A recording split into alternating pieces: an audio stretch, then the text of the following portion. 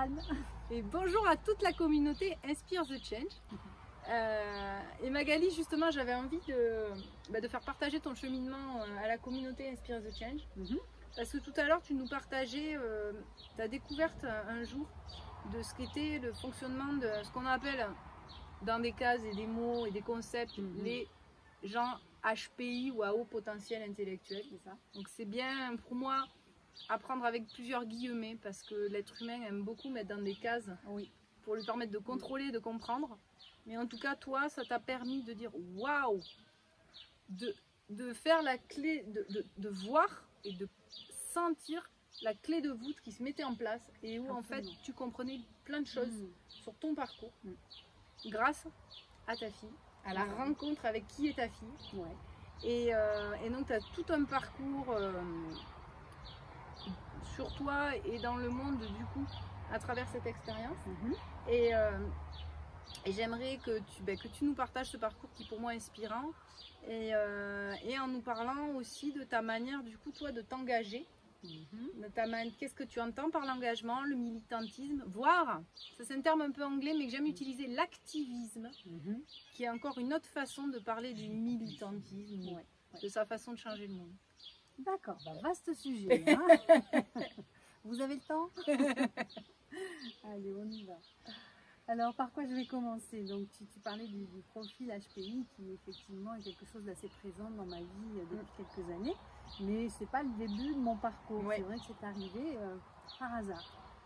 Alors, bon, je vais passer peut-être sur le détail de mon parcours, mais en tout cas dire que mon parcours, il est vraiment marqué par la relation. Alors, au départ, c'était la relation commerciale. J'ai démarré ma carrière professionnelle là-dedans, mais en fait ce qui m'intéressait c'était les gens. J'aime les gens, j'aime... Ah, je te comprends. Tu me comprends, hein. Je crois qu'il y en a beaucoup qui comprennent, tant mieux. Et en fait, à partir de là, j'ai eu envie de découvrir davantage comment fonctionnaient les gens et j'ai été amenée à être formatrice et ça me plaisait de savoir comment les gens recevaient les messages, comment ils transmettaient, ce que je pouvais leur transmettre. Et donc tout ça me passionnait. Donc la transmission, c'était vraiment mon truc et j'ai eu envie d'apprendre, d'abord de travailler sur moi, hein, donc ça a commencé par là. J'ai donc rencontré plusieurs courants de psychothérapie et notamment la gestalt thérapie.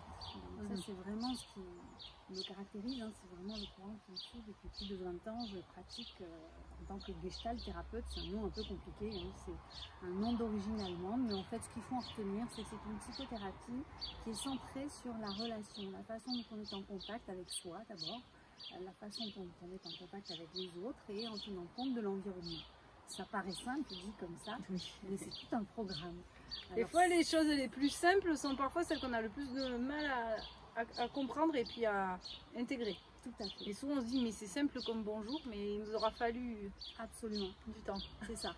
Et en fait, j'ai découvert beaucoup de choses à partir de cette gestalt thérapie. D'abord, je me suis découverte, moi, j'ai compris une partie de mes fonctionnements et j'ai vraiment aimé ce courant parce qu'il me laissait de la liberté. C'est-à-dire que ce n'est pas un courant comme certains où il faut correspondre à, il faut rentrer dans des cases. Non, là, au contraire, la gestalt thérapie, c'est vraiment centré sur qu'est-ce qui est. On considère vraiment qu'il n'y a pas deux individus semblables et que pour se rejoindre, il faut vraiment s'écouter, il faut vraiment aller chercher ce petit détail qui va faire qu'on va vraiment se connecter. Et pour ça, il faut développer des qualités d'écoute et il faut sentir. Donc ça aussi, c'est une des caractéristiques de la gestalt thérapie, c'est le ressenti. Avant de mettre des mots, on parle du ressenti. On arrive d'avoir des séances où il n'y a pas beaucoup de mots, mais c'est le ressenti, c'est ce qui se passe vraiment dans le ressenti, c'est amener la personne à être dans son ressenti pour exprimer vraiment au bout d'un moment ce qui se passe pour elle et pour connecter vraiment avec son authenticité. Voilà, donc j'en dirais ces mots-là. Et à partir de cette gestalt thérapie, effectivement, je suis devenue maman tardivement et ma fille a été au bout de quelques années identifiée, donc on appelait ça les enfants précoces. Enfants précoces. Et je t'interromps parce que c'est vrai que la façon dont tu es devenue maman, je trouve que c'est une tellement belle illustration de tenir bon et lâcher prise. C'est-à-dire que tu as vraiment, tu nous disais que c'était au moment où tu étais à la fin du processus d'adoption que tu es tombée enceinte. C'est ça. Et finalement, c'est une histoire qui arrive souvent, mais qui mérite d'être tout le temps dite parce que je pense au nombre de parents qui sont en désespoir et où des fois ça n'arrive pas et c'est ok. Et l'adoption est aussi une très belle aventure. Tout à fait. Je dis ça parce qu'on a partagé cette expérience avec des amis qui sont venus nous rendre visite récemment, qui ont partagé leur histoire d'adoption. Mais voilà, mais des fois, quand on a vraiment lâché, en fait, que finalement on n'attend plus rien, bim, c'est là que ça fonctionne, quoi. Ça a été une histoire comme ça, un miracle. Je remercie l'univers et la vie.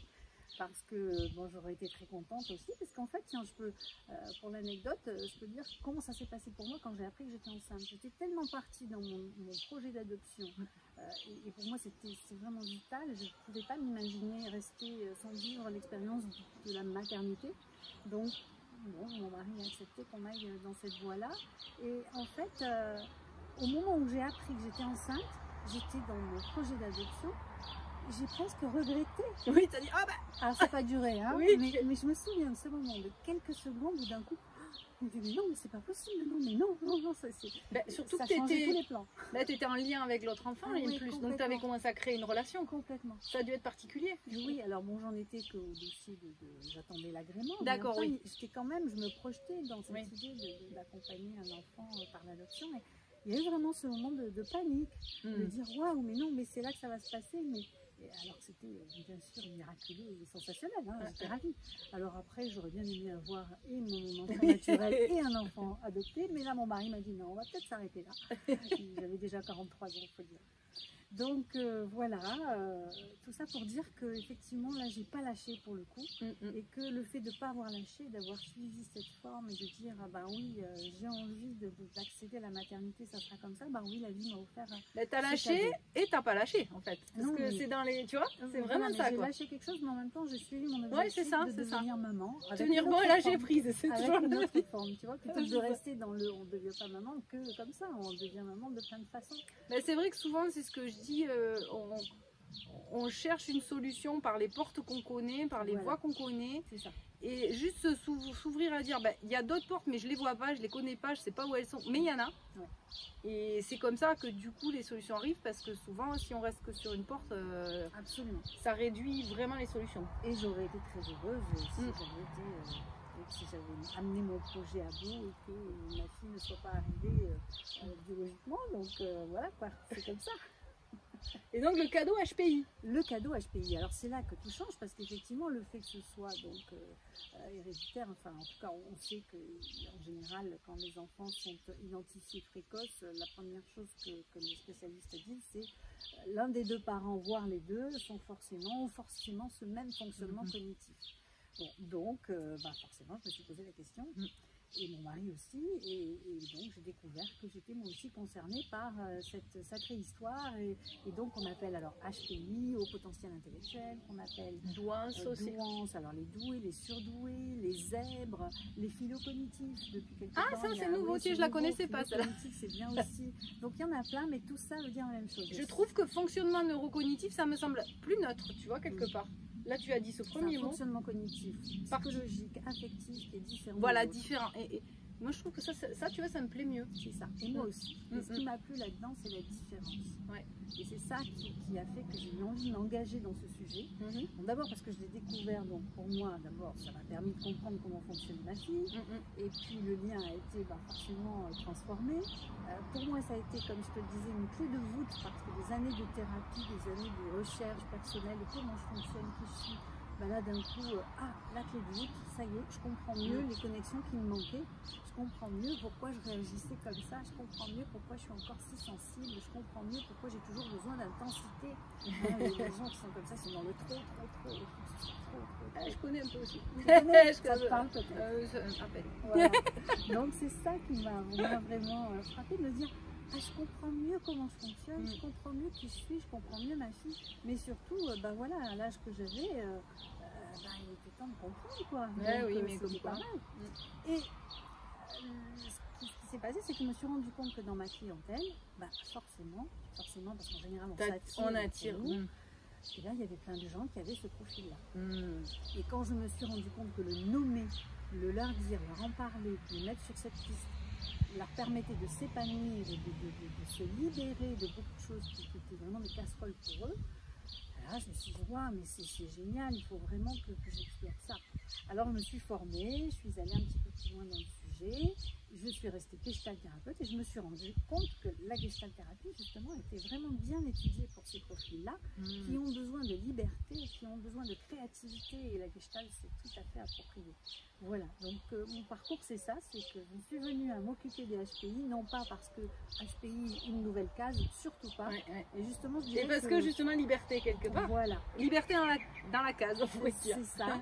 Et puis, ce que j'ai envie de dire, c'est que moi, ce qui m'a donné envie de m'engager dans ce discours-là, c'est pas de dire, ouais, il y a les HPI, il faut s'en occuper, s'en préoccuper, ils sont comme ci, ils sont comme ça. Donc ça, c'est un discours qui m'agace un peu quand j'entends un petit peu ce genre de... Un peu comme des handicapés, on pourrait dire. Oui, ou alors peut-être comme une élite aussi, parfois. Oui, il y a le côté, il y a le côté case. Quand je dis handicapé, c'est pas pour dire un côté... un jugement de valeur, mais un côté mise à part, mise dans une case à part. Il y a les deux, parce que justement, être HPI, c'est pas que facile. Hein. On sait qu'il y a aussi des troubles associés qui sont difficiles et c'est pas un profil qui est toujours facile à porter. Mais on n'est pas que avec ce profil-là. Il y a aussi l'histoire de la personne qui joue. Hein. Et c'est là aussi qu'il faut. C'est peut-être ce qu'on appelle être dans l'inclusivité. Je sais pas si on dit ce mot-là, mais c'est ce mot inclusif qui est devenu à la mode. Oui. Et je pense que c'est cette idée-là de dire ils sont dans le monde comme ils font partie du monde. En fait. C'est ça, ils font partie du monde. Mais alors moi, ce qui m'a intéressée vraiment dans ce sujet, c'est là que je veux en venir, c'est la différence. C'est-à-dire d'accepter la différence, mais pas de dire ils sont différents, prenez soin d'eux, faites attention. Non, c'est eux aussi, les HPI, qui ont intérêt de savoir qu'ils ne sont pas comme les autres. Ah oui. C'est dans les deux sens, tu vois, c'est vraiment ça, moi, qui m'a touchée, c'est de dire non, j'ai pas envie d'en faire une élite et de le penser comme une élite. Alors c'est vrai que ces gens ont des capacités qui peuvent être formidables pour le monde, s'ils arrivent à savoir pourquoi ils sont faits, s'ils arrivent à vraiment sentir leur truc, c'est formidable. Mais j'aime pas les discours qui résument ça, tu vois, de façon trop rapide en disant ce sont des êtres formidables et supérieurs. Non, c'est pas ça. Et je pense qu'il y a des clichés là-dessus et que les gens l'entendent souvent comme ça, comme ah oui, alors ce sont pas forcément des gens qui savent résoudre des équations à X inconnus. Ce sont pas des gens qui sont doués dans tous les domaines, mais ils ont quand même de certaines capacités liées à leur fonctionnement cognitif. Mais c'est prouvé aujourd'hui scientifiquement. Il y a des recherches qui ont été faites, il y en a encore. On a pu voir par l'imagerie médicale ce qui se passait. Il y a donc une amygdale au niveau du cerveau qui régule les émotions, qui est à l'origine plus sensible chez eux que chez les autres personnes. Et il y a aussi des connexions qui sont beaucoup plus nombreuses, les synapses, c'est ça, qui sont donc ces connexions qui sont beaucoup plus nombreuses et qui font que bah oui, les choses vont plus vite, qu'ils vont avoir une façon de voir le monde de façon plus rapide. Ils vont penser les choses et voir les choses dans la globalité. Donc ça va forcément leur donner une autre façon de penser. Ils pensent aussi beaucoup, forcément ça va très vite. Alors l'arborescence de la pensée, c'est quelque chose de très très très fort. Tu connais, je crois, on en parlait tout à l'heure. Donc voilà, les idées, une idée qui en amène une autre, qui en amène une autre, qui en amène une autre. Je dis toujours l'une des difficultés. Oui, on parle là-bas parce que oui, on les voit, on a un public qui rit. C'est vrai que moi ça m'interpelle parce que bon, j'ai un petit peu fait comme toi à ma manière, c'est-à-dire que je suis tombée sur un livre avant de quitter mon ancienne entreprise qui s'appelle Petit guide à l'usage des gens intelligents qui ne se trouvent pas très doués de Béatrice Millettre. Et quand j'ai lu ce petit livre, qui est un tout petit livre, tout le livre je disais mais c'est moi, mais c'est moi, mais c'est moi. Et je disais mais non, mais c'est pas moi, elle n'a pas écrit un livre pour toi. Et du coup, je me disais, punaise, en fait, t'as pas un problème. Tu fonctionnes juste différemment. Et donc, ben voilà, donc je fais partie, a priori, de cette catégorie-là, entre guillemets, catégorie. Mais, et à un moment, je me suis dit, parce qu'il y a une espèce de curiosité, est-ce que je vais aller me tester? Qu'est-ce que ça va m'apporter? Est-ce qu'effectivement, ça va pas nourrir quelque part mon ego? Me rassurer? Ou finalement, t'as pas juste à faire ton chemin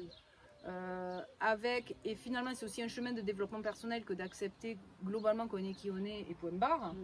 Mais du coup, toi, quel a été ton chemin avec ça quand tu as découvert ça? Alors tu as eu ce chemin là, oui, du coup avec ta fille accompagnée, mais Est-ce que tu as eu envie d'aller plus loin, tu vois, faire des, entre guillemets, des tests qui ne restent que des tests avec, comme d'hab, c'est des statistiques, c'est des tests qui ont leurs limites, donc tout à fait. Comment toi tu... Alors ces tests, déjà, il faut savoir qu'on n'est pas obligé de les passer. Chacun sent s'il en a besoin, s'il en a envie. Ça dépend de où on en est dans sa vie, ça dépend de ce qu'on a besoin de sentir, de savoir. En tout cas, ces tests existent, mais ce sont des tests qui ne mesurent pas l'intelligence. Ce sont des tests qui mesurent le fonctionnement de l'intelligence. Et c'est pas la même chose. Ah, c'est intéressant ça. Tout à fait. C'est vraiment le fonctionnement de l'intelligence. C'est-à-dire qu'on va voir comment la personne fonctionne dans tel domaine, dans tel domaine. Il y a plusieurs indices qui sont donc ça peut donner des clés alors du coup pour trier. Et c'est comme ça qu'il faut le voir. Ah, mais alors oui, ok. Et à la limite, on s'en fout du chiffre. Parce qu'il y a beaucoup de gens qui disent ouais, il faut avoir un QI. Alors bon, les puristes vont dire il faut avoir 130. Pour dire qu'on fait partie de la catégorie des surdoués. Alors ça aide, je crois que ça aide ces histoires de chiffres pour la prise en compte des enfants pour qui ça peut être difficile dans certaines scolarités. Peut-être, et encore. Parce que ce qui est vraiment intéressant, c'est le contenu des tests. Et on peut très bien être en dessous des 130, entre 100 qui est la moyenne et 130, c'est quand même déjà un sacré écart. Donc il y a des gens qui vont autour de 120 et qui n'ont quand même pas un fonctionnement comme la moyenne. Alors après, c'est une histoire de pourcentage. On dit qu'au-dessus de 130, il y en a à peu près 2%.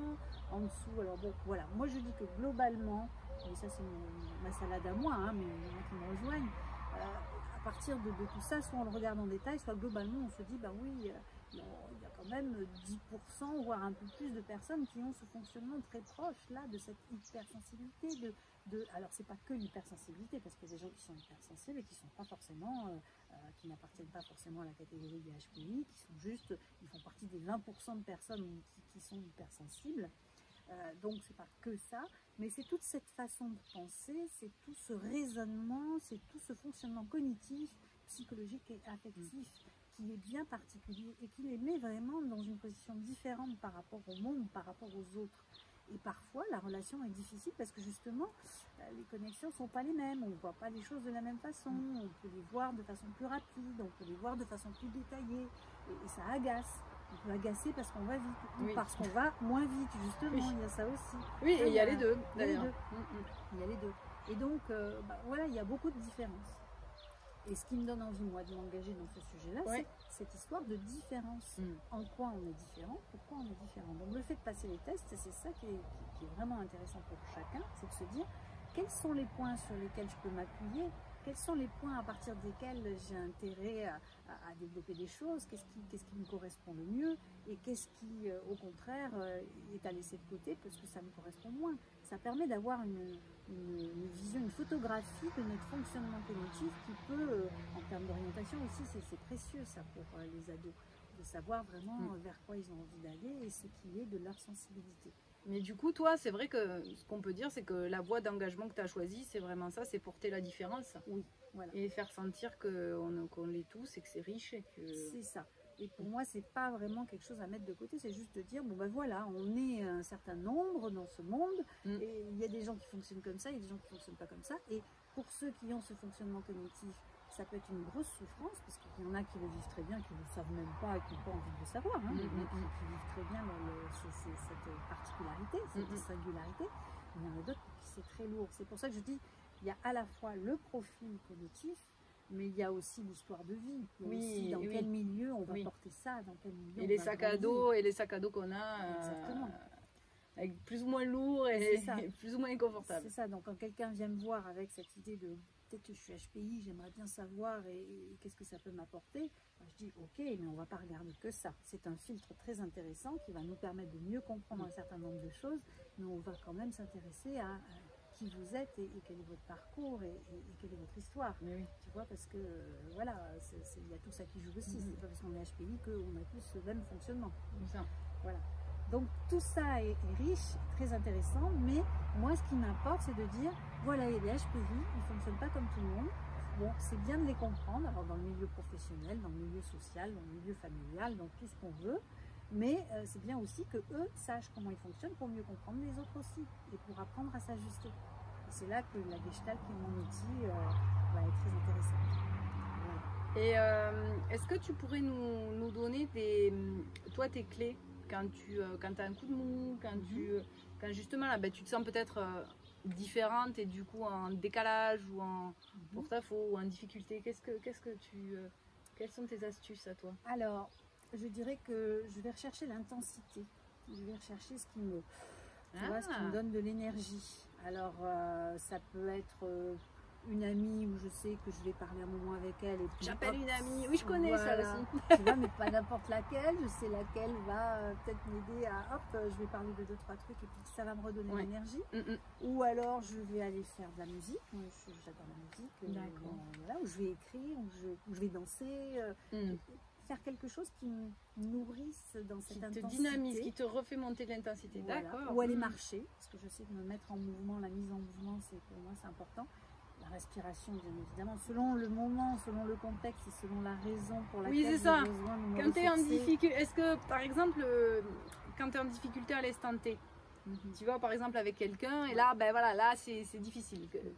Qu'est-ce que tu mobilises? Alors, le ressenti. D'abord, je vais respirer profondément et surtout être en contact avec mon ressenti corporel. Mon ressenti corporel qui va me donner l'état de mon ressenti émotionnel. Et ça, c'est vraiment mon instantané à moi. Et ça, c'est vraiment de la gestalt. C'est tout ça. Inspire, expire. Et ça fait ça, quoi. Ça rentre, ça sort, mais je suis consciente de qui je suis, qu'est-ce qui se passe là pour moi, qu'est-ce qui est fort pour moi à ce moment-là, corporellement, émotionnellement, tu vois, je fais ce bilan-là. J'essaye en tout cas. Et à partir de là, quand j'ai identifié, je vois ce qui se passe. Ça peut être, j'ai besoin de pleurer, puis ça ira mieux. Ça peut être, j'appelle une amie, ça peut être, je suis en contact avec la personne, je vais lui faire part peut-être de mon ressenti. Tu vois, s'il se passe quelque chose dans la relation et que c'est là que ça coince, je vais être en contact avec mon ressenti, le nommer pour aller voir où elle est, et qu'est-ce qui se passe, pour être plus près de l'authenticité de la relation. Et c'est ça qui va nous permettre d'être dans le vrai, parce que sinon... oui, on part dans des suppositions. Voilà. Voilà. Mais c'est l'intensité qui prévaut.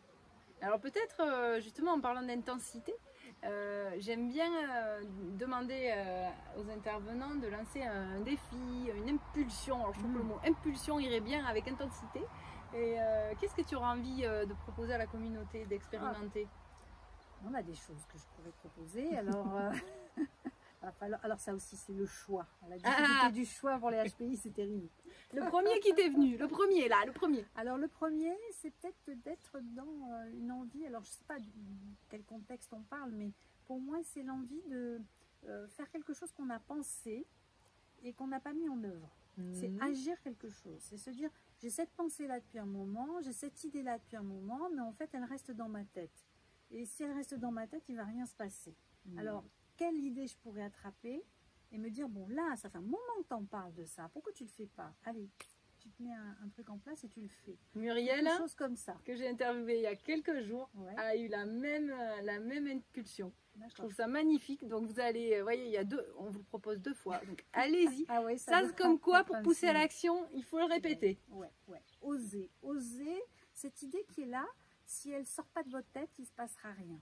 Voilà. Et on a plein d'exemples comme ça. Le nombre de personnes qui ont créé des choses fabuleuses dans ce monde, tout part d'une idée. C'est Walt Disney, je crois, qui disait ça. Oui, c'est vrai. Je me souviens plus de la situation, mais en fait, je ne sais plus.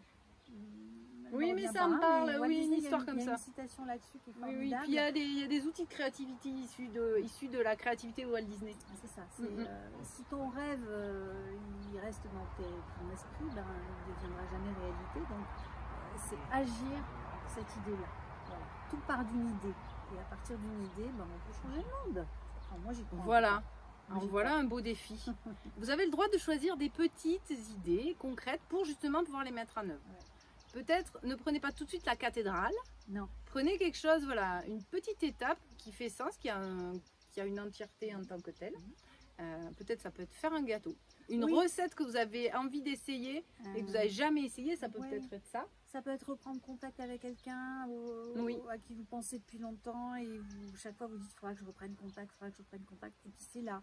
Ça peut être, je sais pas moi, écrire quelque chose qui vous passe par la tête. Ça peut être aller dire à quelqu'un quelque chose d'important que vous ne lui avez jamais dit. Tiens, ça c'est un chouette défi. Oui, ça va être la nuance. Parce que c'est bien de donner du concret aussi et des exemples pour donner l'impulsion. De la gratitude, de dire à quelqu'un ou un compliment, quelque chose que vous avez besoin de dire à quelqu'un. Bon, on ne dit pas forcément ces choses-là, c'est bête, mais il faut apprendre. Et ben, je vous encourage à faire ça. Il me vient le mot soyez un ange pour quelqu'un. Ouais. En tout cas, moi, je le reformule comme ça. Je vais me l'appliquer comme ça. Pourquoi pas. Merci beaucoup, Magali. Merci à toi, hein. C'était un plaisir. Merci à tous. Merci et à bientôt. Au revoir.